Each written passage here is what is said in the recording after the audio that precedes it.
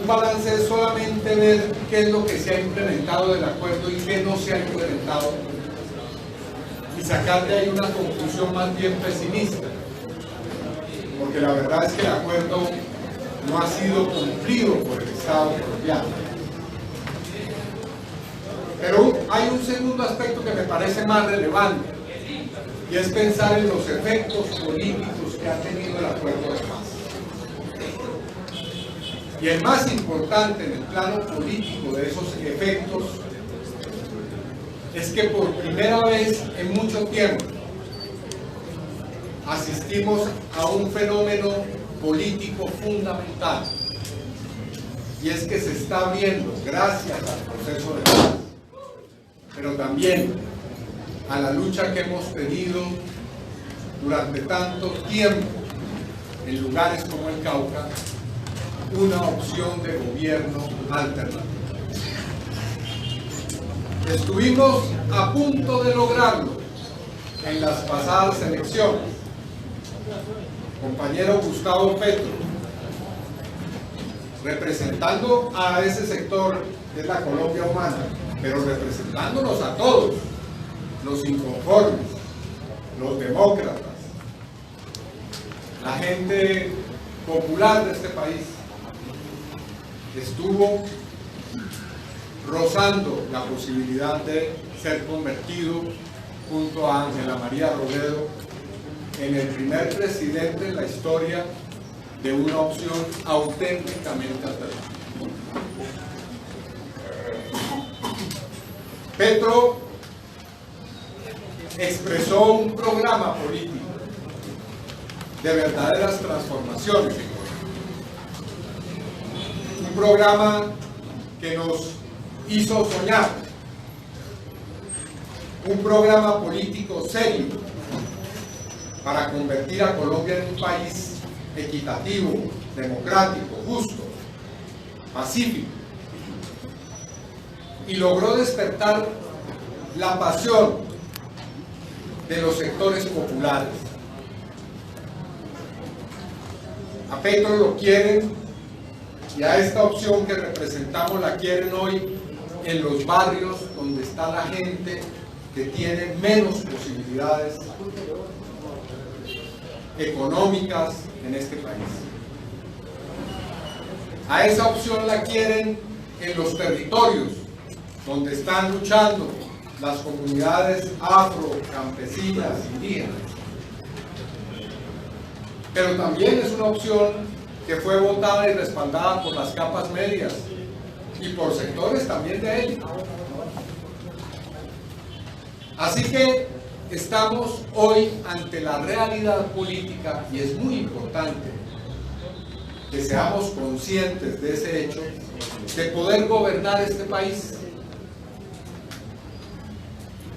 de dejar de ser oposición y denunciar y protestar, cosa que no es despreciable, y comenzar a gobernar. A no tener que esperar que nos cumplan, sino a ser nosotros los que cumplamos con la palabra del pueblo.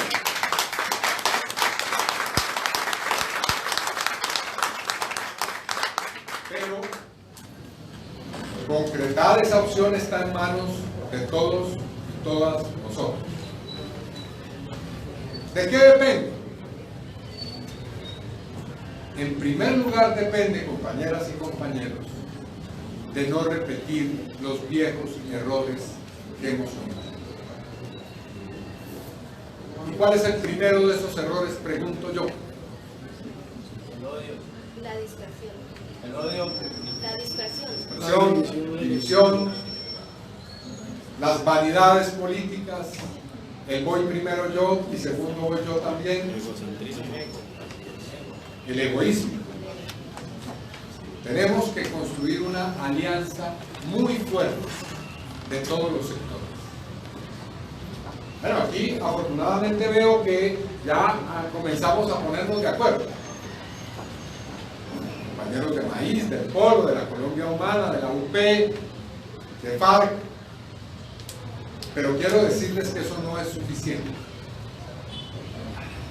Si queremos gobernar este país, necesitamos aliarnos con muchos más sectores. Porque una cosa es ganar una elección. Eso podemos hacer. Es posible que en la próxima ganemos. Con Petro o con cualquier otro candidato o candidata, porque tenemos que decir con orgullo que tenemos muchas y muchos dirigentes muy capaces. Podemos ganar una elección, pero eso no significa que podamos gobernar. Para gobernar y para mantener un gobierno que transforme este país, necesitamos muchos factores de poder.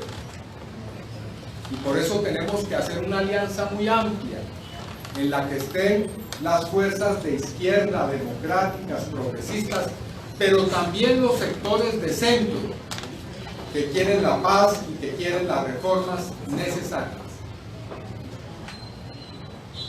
No podemos seguir juntándonos solamente los que pensamos igual sobre ciertos temas.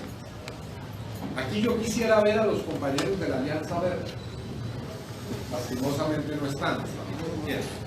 No voy a preguntar por qué, porque acá ellos están haciendo. Quisiera ver aquí a los compañeros de la Franja Liberal Independiente y a gente que es de los movimientos sociales y de las ciudadanías libres, como se dice ahora. Fíjense ustedes, en el Congreso hemos logrado hoy un fenómeno político fundamental, y es que somos una sola bancada. Verdes, Polo, Decentes, Colombia Humana, FARC, Maíz, actuamos como una sola bancada política.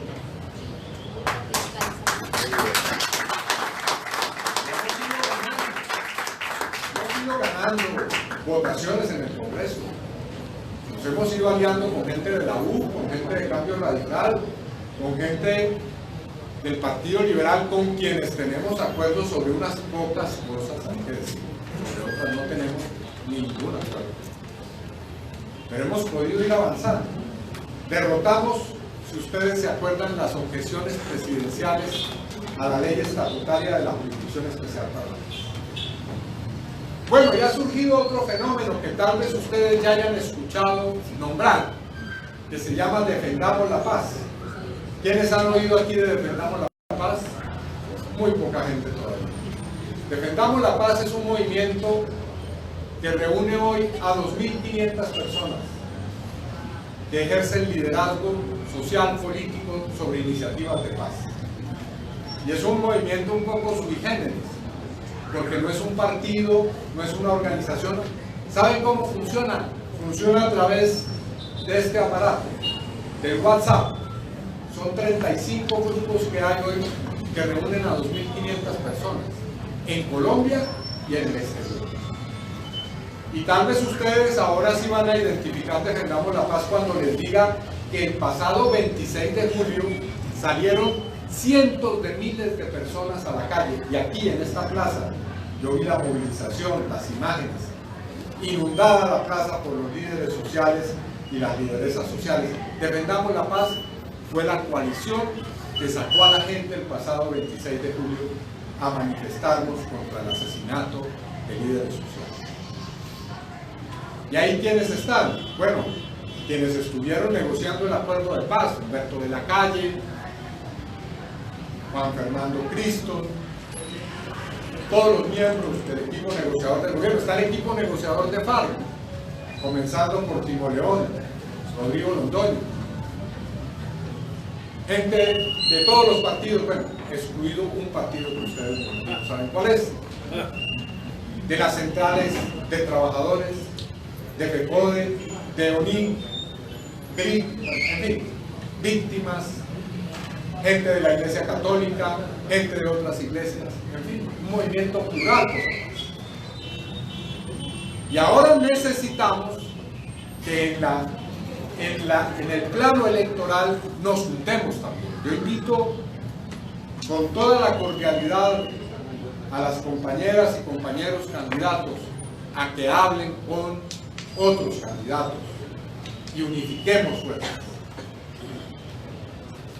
para que podamos tener al compañero Gilberto como nuevo gobernador del Cauca, al compañero Jorge representándonos en la alcaldía de la ciudad, a la compañera María como una gran diputada, y además con los otros compañeros que están aquí sentados.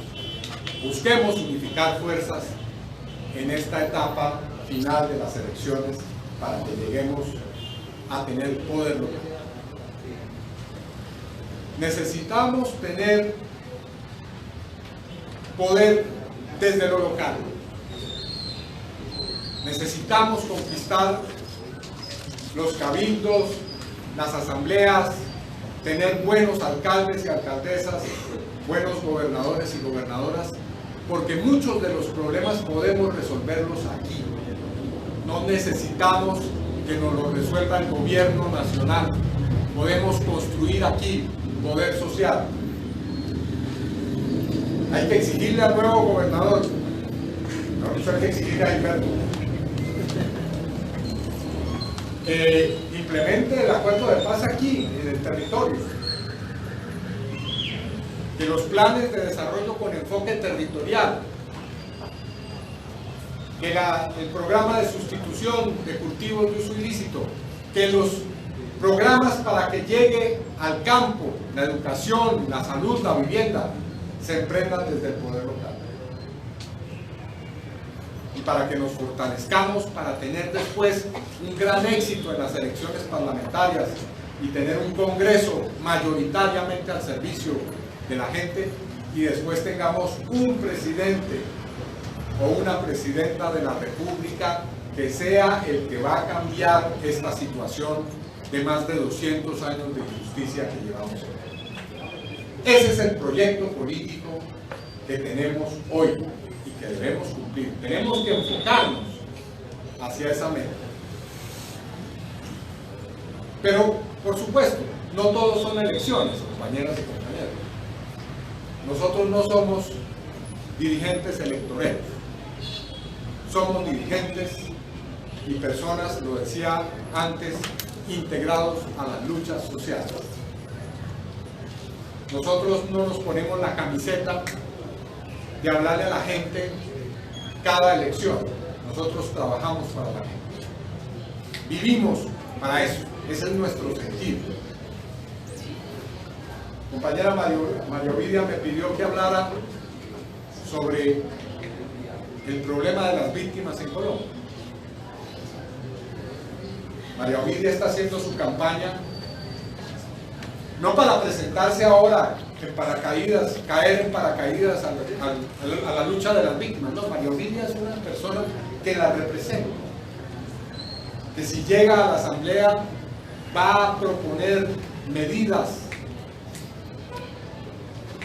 para que las víctimas tengan realmente acceso a sus derechos, como también lo va a hacer Gilberto, como también lo va a hacer Jorge, porque son personas que vienen y provienen de las luchas sociales. Y ahora, ¿cuál es el problema que tenemos con las víctimas en Colombia? Bueno, sencillamente que estamos definiendo si en Colombia va a haber o no un proceso de dignificación, de reparación, de verdad, de justicia, que son las bases de lo que se llama la no repetición en los próximos años, o si por el contrario van a ser burladas nuevamente millones de personas, cientos de comunidades, miles de comunidades que han sufrido la violencia, que han sufrido el desplazamiento forzado, la violencia sexual, la injusticia en Colombia. ¿Y eso es importante? ¿Eso tiene alguna relevancia en este país? Pues por supuesto. Sin eso no podemos ser una sociedad decente, justa. Si no reparamos a las víctimas, que somos la gran mayoría o casi todos los colombianos, no podemos aspirar a un futuro distinto. ¿Y eso en qué consiste? ¿En qué consiste reparar a una víctima? Bueno, les voy a decir lo que escuché hace unos días, que me pareció un extraordinario ejemplo de en qué consiste la reparación. estuvo aquí en Colombia visitándonos el doctor Denis Mukwege. Quiero hablarles rápidamente del doctor Mukwege. Es el Premio Nobel de Paz del año 2018. El presidente Duque no tuvo tiempo para atenderlo, estaba más ocupado, quién sabe en qué cosas, no lo recibió. Pero yo sí tuve la oportunidad de escucharlo y alguien le preguntó: doctor Mukwege, ¿qué piensa usted que es la reparación? Él es un médico cirujano que trabaja con mujeres víctimas de violencia sexual en la República del Congo. Y entonces él dijo lo siguiente: reparar significa, en primer lugar, sanar el cuerpo.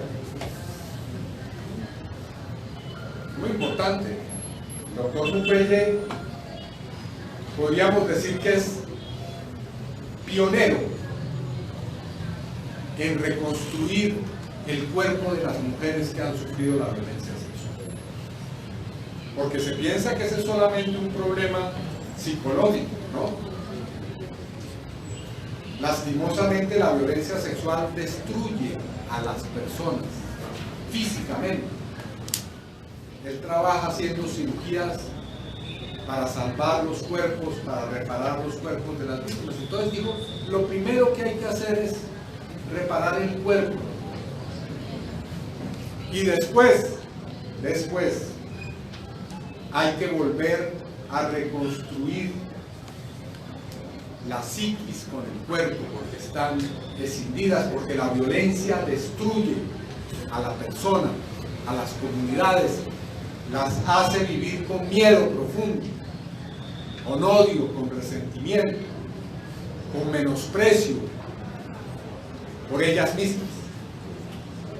Entonces no hay solamente que reparar el cuerpo, sino también hacer un trabajo para sanar psicológicamente, psíquicamente a las víctimas. Y después hay que ofrecer posibilidades socioeconómicas para que la gente salga de la pobreza, del ostracismo, para que logre unirse en procesos productivos. Y después hay que darle a las víctimas la posibilidad de que tengan representación política. O sea, es un proceso la reparación. Lo que nos dice una experiencia como esa es que reconstruir nuestras comunidades y nuestras personas, mujeres y hombres víctimas, es un proceso integral que debemos hacer, de organizar a la gente, de poderle dar salud, de poderle dar atención psicológica, de poderles ofrecer soluciones socioeconómicas y representación política. Ahora, María Ovidia recordaba un asunto que es fundamental: nos están debiendo 16 curules para que sean representadas 16 zonas del país que han sido especialmente impactadas por la violencia. Aquí en el Cauca hay varias de esas circunscripciones especiales, territoriales, para las víctimas. Tenemos que luchar para eso. Hay una campaña que ha lanzado Defendamos la Paz para que recojamos 1 millón de firmas, para que el Congreso, el Consejo de Estado, la Corte Constitucional reconozca que eso ya fue votado en el Congreso, que ganamos esa votación en el Congreso, y para que el día de mañana María Ovidia o tantas otras personas que representan a las víctimas puedan tener la posibilidad en el Congreso de legislar, de hacer control político.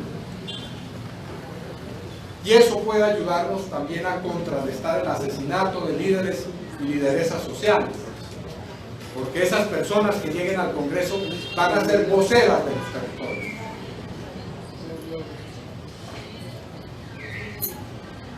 Entonces, ese proceso de reparación, de justicia, es fundamental. La justicia es fundamental, no la venganza, la justicia.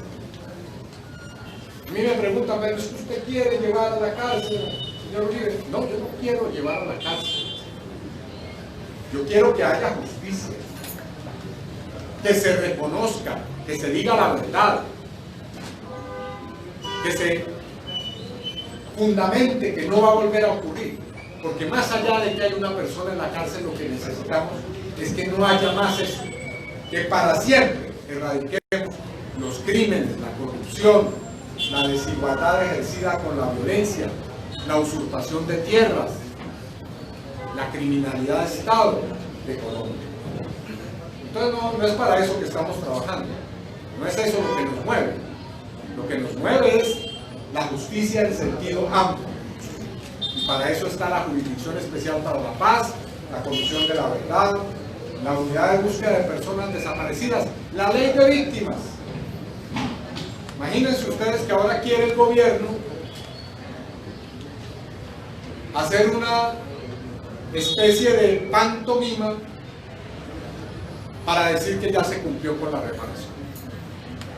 Ahora viene una evaluación de la Ley de Víctimas en el Congreso, porque la Ley de Víctimas tiene un artículo que dice que cuando termine el periodo de vigencia de la ley debe haber una evaluación para ver si se prorroga o no la ley, o sea, la reparación.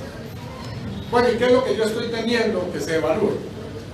Lo que estoy temiendo es que se nos diga que ya se reparó 1 millón de personas y que han hecho una revisión de todo ese registro de víctimas y que las víctimas que están ahí, 2 o 3 millones, son falsas víctimas o que no reúnen los requisitos, y que entonces ya van reparadas 4 millones y que ya las otras 2 millones de víctimas las podemos ir reparando a través de leyes generales que hay para atender socialmente, dar educación, dar algún tipo de CISBEN a la gente y listo, resuelto el problema.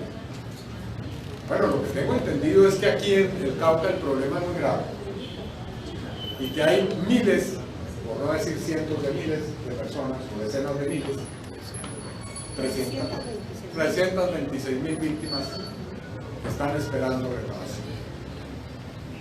Bueno, ese es un problema fundamental, para no decir que hay un proyecto de ley que ha propuesto el Centro Democrático para acabar con la restitución de tierras.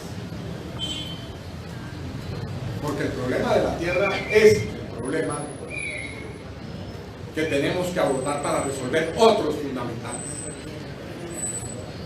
Para resolver el problema del narcotráfico, tenemos que resolver el problema del uso de la tierra y de la propiedad de la tierra en Colombia. Necesitamos resolver el problema de que hay millones de personas en este país que viven sin derechos en el mundo rural, que no tienen acceso a un proyecto productivo digno, que no tienen acceso a una vida decente y que les ha tocado como única alternativa posible optar por los cultivos de subsistencia. Bueno, eso no lo vamos a resolver. El problema del narcotráfico no se va a resolver en Colombia si no entendemos esa realidad. Si no entendemos que hay que hacer verdaderamente una revolución en el mundo rural en Colombia, que pasa por la tierra, pero no solamente por la tierra. Yo hice un debate hace unos meses en el Congreso sobre el voto rural. Por lo menos 4 millones de personas en este país, por lo menos, que viven en territorios rurales, no tienen acceso a votar el día de las elecciones. ¿Por qué? Porque la mesa de votación les queda a 100 kilómetros. Y no es que cada quien tenga un vehículo que salga ahí al paradero y a conseguir pues la flota o el bus para ir al puesto de votación. No, hay personas que para votar tienen que atravesar ríos, subir montañas y bajarlas para llegar a un puesto de votación. Bueno, el hecho es que los campesinos, los pueblos indígenas y afrodescendientes no tienen derecho al voto en este país. Y otro tanto podríamos decir del derecho a la educación o del derecho a la salud. Entonces necesitamos resolver ese tipo de problemas que son fundamentales. El problema del narcotráfico en el Cauca es un problema que debemos enfocar desde unas raíces sociales, desde unas raíces de salud pública y no simplemente como un fenómeno criminal. Hasta que no tengamos una política seria en esa materia, no resolveremos el problema de la narcotráfico. Bien, no me voy a extender más. Simplemente decirles que las elecciones se ganan convenciendo gente. Muy bien este encuentro que hemos tenido aquí, pero yo me imagino que ustedes saben que hay que trabajar duramente los próximos 2 meses. Les di algunas recomendaciones a nuestra candidata y a los candidatos, y se las doy aquí. Esta es una carrera larga, faltan 2 meses todavía. No quemen sus mejores esfuerzos ahora, guárdenlos para el día de las elecciones, para la semana anterior a las elecciones. Un día tuve una conversación con personas de los partidos políticos tradicionales y me decían, bueno, Cepeda, ¿y ustedes cómo tienen organizado el día de la votación? Yo les decía, no, bueno, hemos venido preparando la campaña y ya vamos a pensar. Claro, pero con razón siempre pierden ustedes. Lo que uno primero hace en una campaña es organizar el día de las elecciones. Necesitamos ese día saber cómo vamos a movilizar el electorado. ¿Ustedes saben por qué perdemos muchos? Porque ellos monopolizan el transporte. El día de las elecciones la gente no tiene cómo moverse a votar. La gente nuestra, porque la gente nuestra y mucha gente que quiere votar por nosotros no sabe ahí qué hacer para llegar a un puesto de votación. Yo he perdido miles de votos en las elecciones, porque el día de la elección me llaman y me dicen, bueno compañero, aquí tenemos la comunidad lista, somos 1500, entonces ¿a qué hora viene el transporte aquí, la lancha que nos va a llevar a todos? Pero es que no tenemos plata, ¿qué hacemos? Eso hay que pensarlo ya, no hay que pensarlo el 26, hay que pensarlo ahora. Y tenemos que recurrir a los medios de comunicación, hacer lo que estábamos haciendo hoy permanentemente, entender que nuestra campaña no es una campaña distinta a la lucha social, es parte de la lucha social. En estos 2 meses no vamos a hablar de otras cosas, no, de los mismos problemas que hablamos, pero en campaña. Del problema que hay en el norte del Cauca, de los problemas de los servicios públicos, de cómo mover la gente para resolver sus problemas, en fin. Entonces, esas son unas cuantas recomendaciones que les hago. Podría hacerles otras, pero bueno. Les agradezco mucho que estén aquí, su invitación y todo mi respaldo para esta nómina.